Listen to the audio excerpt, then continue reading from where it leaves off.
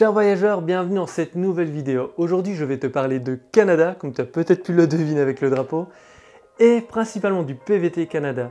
Car comme tu le sais peut-être, je suis parti là-bas durant un an, il y a exactement 5 ans aujourd'hui, jour pour jour, et cette aventure reste l'une des plus belles aventures que j'ai pu vivre dans ma vie. C'est parti. Pour commencer, je vais aborder la manière dont je suis arrivé à cette idée de vouloir partir au Canada. En 2012, j'ai commencé à voyager, j'avais fait un city trip avec un ami et de fil en aiguille, j'avais voulu tester le voyage en solo. Et je savais que si j'arrivais à me débrouiller durant ce voyage en solo, j'avais envie d'un peu plus. À mon retour de ce voyage de 12 jours en Espagne, je suis arrivé devant ma famille et il a fallu se confronter à cette annonce du départ pour une longue durée. Et j'aurais dit cette phrase si simple: je vous ai prouvé et surtout je me suis prouvé à moi-même que j'étais capable de me débrouiller, de gérer un voyage de A à Z. Et je vous annonce que d'ici un an, je pars vivre un an au Canada. Il y avait eu un blanc monumental pendant un long moment. Et cette annonce, elle a vraiment tout déclenché. Parce que ensuite, il a fallu aborder toutes les démarches pour pouvoir partir là-bas. En tant que Belge, les conditions pour obtenir ce visa sont légèrement différentes de la France. Il y a moins de personnes qui peuvent l'avoir. Bon, aussi, on est moins nombreux. Et à l'époque, je me souviens bien, il y avait un quota de 900 personnes. Mais il n'y avait pas de souci. On arrivait à peine à cette époque à la limite à dépasser le nombre de demandes par rapport à l'offre.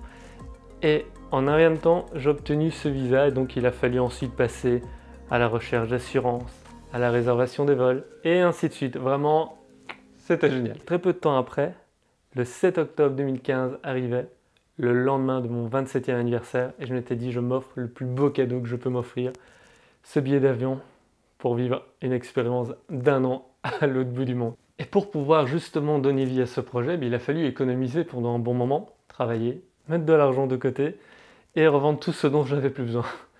Et tout ça m'a permis de pouvoir partir plus sereinement dans cette aventure. Alors, les premiers jours au Canada, j'ai débarqué à l'aéroport de Montréal, j'ai passé quelques jours chez un ami qui vivait à Montréal. Et ensuite, je me suis dit, bon, il est temps de démarrer, je vais commencer par faire un petit road trip au Québec. Il y avait tellement de lieux que j'avais envie de découvrir. Déjà, la ville de Québec, puis Tadoussac avec les baleines, et ainsi de suite. C'est là que j'ai loué ma première voiture au Canada. Et cette voiture, c'était une automatique. Et c'est la première fois que je conduisais une automatique et j'ai remarqué que c'était quand même bien plus simple. Et c'est là qu'a commencé ma première galère de voyage, ma première grosse connerie. J'ai grillé un feu sur les routes du Québec. Et je vois dans le rétro, comme on peut s'imaginer dans les films, le gyrophare et je fais « oh merde !» Et donc là, il a fallu que je joue le petit gars tout timide, tout perdu, de dire comme quoi je m'excusais, que je n'avais pas fait exprès, que c'était mes premiers jours, etc. Ils ont pris mes papiers, il fallait plus que ça se reproduise après. Mais voilà, je m'en suis bien sorti, il n'y a pas eu d'amende. Et j'ai remarqué donc que le feu orange était quand même bien plus court que par chez nous. Ah là là, bon, on apprend de ses erreurs. À mon retour de ce road trip au Québec, j'avais envie de faire un bénévolat. Je savais en fait, j'avais vraiment deux projets en partant, c'est tout ce que je savais, c'est que je voulais faire deux choses. Et la première, c'était de faire un bénévolat avec des chiens de traîneau. J'en rêvais tellement, j'avais vraiment envie de vivre ces expériences. J'avais rêvé devant des films sur le sujet, j'avais lu des livres là-dessus et j'avais tellement envie de pouvoir faire ça. J'ai commencé à chercher sur des plateformes comme Helpix pour trouver ce bénévolat. Il y en avait au Québec, mais j'avais envie de me confronter, de donner un degré un peu plus élevé, de me confronter à la langue anglophone, quitte à être au Canada. Autant avec le bénévolat, essayer de travailler un peu l'anglais, parce que bon, il y avait quand même du boulot à ce niveau-là pour moi. Et donc je cherche au Yukon, je rêvais d'aller là-bas, mais toutes les demandes étaient remplies pour 10 mois. Donc avant l'été, j'allais rien avoir, on était en octobre. Donc j'ai commencé à chercher ailleurs, et j'en ai trouvé une en Saskatchewan, finalement une province où presque personne ne va en tant que PVTiste. Je me suis dit, c'est parfait, je vais découvrir encore quelque chose de totalement nouveau.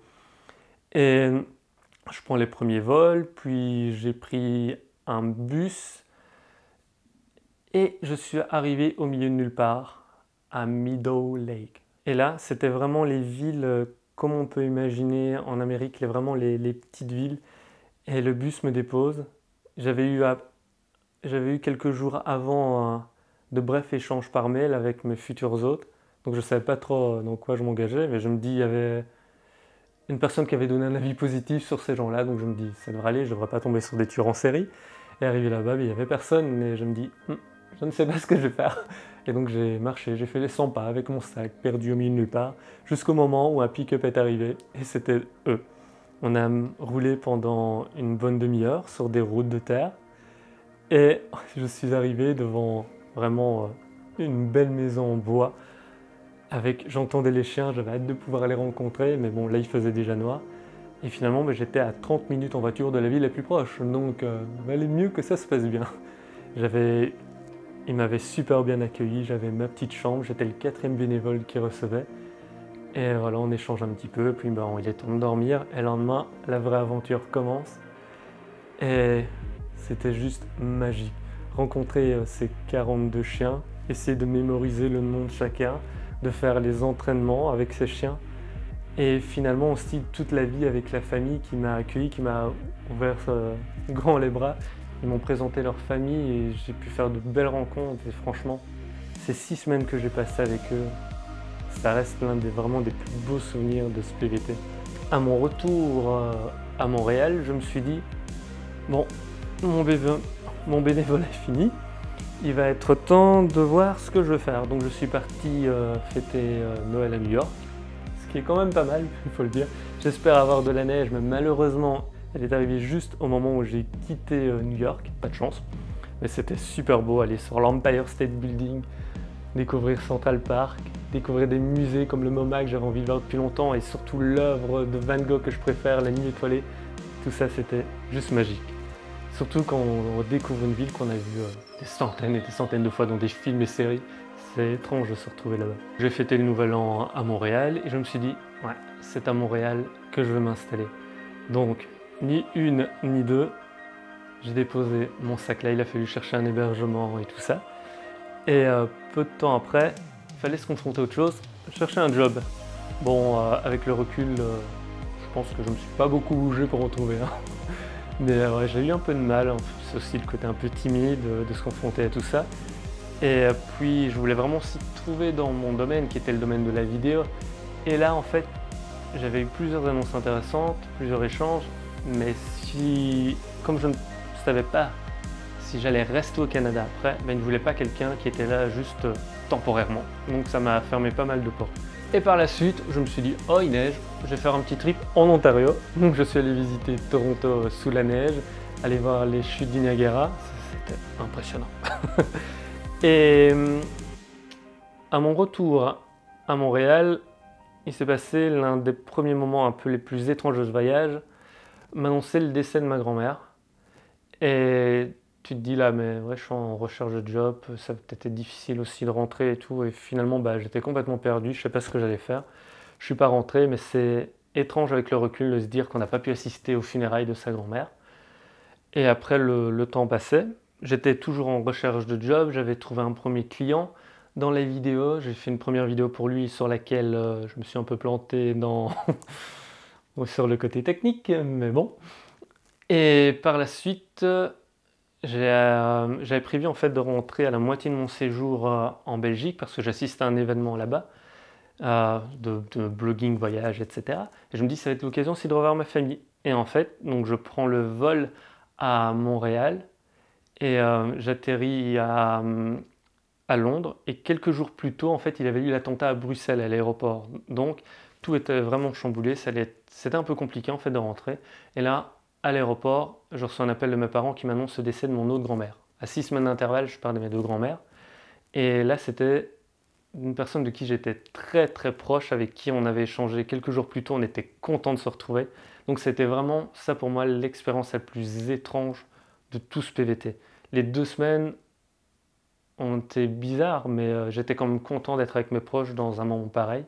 Par la suite, je suis reparti à Montréal et là j'ai commencé à essayer de chercher un peu plus de contrats en vidéo. J'ai continué avec le client précédent à faire quelques vidéos, mais c'était très très étrange. J'étais appelé à 23 h pour me dire « Et le lendemain, soit à tel endroit, on tourne une vidéo, vas-y hop, il fallait prendre 2 bus, se lever à 6 h. » Et j'étais appelé à toute heure du jour et de la nuit pour demander des modifications. Et à un moment, ça commençait vraiment à me gaver.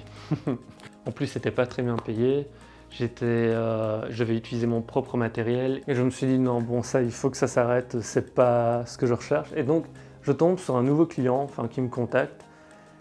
Et ah oui, donc c'était pour tourner un clip vidéo pour un artiste québécois. Et on se rencontre, on discute un peu, on voit un peu vers où on veut aller. Et le tournage commence, ça se passe super bien. Il est réglo, il est sympa, on passe de bons moments. Le clip plaît, donc c'est juste parfait. Et durant ce tournage, on tombe sur d'autres personnes. Et ces personnes sont devenues au final un troisième client. Et ces clients-là, donc j'ai bossé pour eux sur un événement où j'ai rencontré le maire de Montréal. Donc je fournis la vidéo et tout ce qui s'ensuit. Et ces gens ne me payent pas. Et tout doucement, on approchait de ma date de retour et ça devenait un peu très très chiant. Bon, je t'évite la suite, ils m'ont jamais payé. Donc ça aussi, ça m'a appris quand même certaines choses pour la suite sur ce que je devais mieux gérer. Pendant ce temps-là, je continuais à développer mon blog que j'avais créé 1 an et demi plus tôt. Et tout doucement, la presse commençait à s'intéresser à moi. Et durant toute cette aventure d'1 an au Canada, ils me suivaient dans tout ce que je faisais finalement. Et donc j'avais eu des articles sur Jérôme a entraîné des chiens de traîneau au Canada. Ça c'était cool. Qu'est-ce qu'il y avait eu d'autre J'avais un truc, le blogueur voyage qu'il faut suivre. J'avais eu cet article à la toute fin de mon séjour, les coups de cœur d'un Je Mets-Poids, d'où je viens en Belgique, au Canada. Donc ça c'était vraiment intéressant aussi. Et voilà, et le temps passe. Et à un moment, je me dis, j'ai quand même envie de découvrir l'Ouest canadien. C'est une des choses que j'avais vraiment envie de faire durant ce séjour. Et donc je suis parti durant 1 mois l'été dans l'Ouest canadien. J'ai débuté par l'île de Vancouver, où je suis allé voir des arbres vieux de 800 ans. Je me sentais petit face à eux. J'ai pu me poser pour prendre un petit déj devant l'océan Pacifique. J'étais parti par la suite donc à Vancouver et plus tard en Alberta, dans les parcs nationaux de Banff et Jasper, où j'étais dans un camping aménagé où le matin il y avait des wapitis tout autour. Et voilà, il s'est vraiment passé plein de trucs durant ce mois-là et c'était juste une superbe aventure. Et de retour à Vancouver, je me suis dit de toute façon que j'ai pas envie de reprendre l'avion pour rentrer, donc je vais y aller par voie terrestre. Et j'avais pris le Canadien, donc qui est le train qui traverse le Canada d'ouest en est. Et là, donc je l'ai pris durant 3 jours et 4 nuits, juste sur une banquette parce que j'ai pris ce qui était le moins cher. Et je suis allé donc de Vancouver jusqu'à Toronto. Et à Toronto, j'ai pris un bus pour aller jusqu'à Montréal. Je ne suis pas allé vraiment jusqu'au bout à l'est, mais ça me plairait peut-être de le faire un jour. Et de retour à Montréal, tout en profitant de l'été montréalais, j'avais envie en fait d'assister à l'automne, partir dans les parcs nationaux. Donc je suis parti en Mauricie, je me suis dit ça va être le dernier voyage de cette aventure canadienne. J'ai passé quelques jours merveilleux où je suis allé faire de la randonnée. J'ai fait une randonnée assez dure pour moi. Il y avait 800 mètres de dénivelé positif, ce que je n'avais jamais fait à l'époque. Et la vue était magistrale, l'acropole des Draveurs. Donc si tu vas, je te le conseille. Les jours de mon retour approchaient. J'ai attendu vraiment le dernier moment pour partir. Le 6 octobre, j'avais 28 ans, et ce cadeau empoisonné, c'était de retourner en Belgique. Même si j'étais content de retrouver mon pays, j'avais quand même ce petit côté-là, ce pincement au cœur de quitter toute cette aventure canadienne. Et j'avais pris le dernier vol qui était à 23 h. Et là, mon visa était valable encore 1 heure, donc c'était vraiment le dernier moment où je pouvais partir. À la fin de mon aventure, en octobre 2016, je suis reparti une fois en 2017 et une fois en 2018, chaque fois 6 à 8 semaines. Et depuis, je ne suis plus retourné, mais c'est vraiment un pays qui m'a attiré, que j'ai adoré. Et pendant toute cette aventure, je consignais un peu tout cela dans ce petit cahier. C'est là que j'ai commencé à écrire un peu tout ce que je faisais chaque jour. Et c'était mon premier carnet de voyage. Et donc, je pense qu'un jour, je relirai. J'ai jamais relu depuis. Mais il y a tous mes tickets de transport et tout ce qui s'est passé durant cette aventure. Et voilà, et donc mon petit cahier PVT Canada et les feuilles d'érable. Et c'est là que mon aventure se termine, enfin plutôt cette vidéo de cette aventure. J'espère qu'elle t'a plu et que tu vivras un jour un PVT, que ce soit ailleurs, même en Nouvelle-Zélande, en Australie. C'est clair qu'en ce moment même, avec la période du coronavirus, c'est très compliqué, mais espérons que tout aille mieux prochainement. En tout cas, je prends toujours un grand plaisir à parler du PVT parce que, à mes yeux, c'est le visa, c'est l'aventure qu'il faut vivre quand on est jeune. C'est l'aventure d'une vie et il faut en profiter. Juste ça à dire. Allez, salut!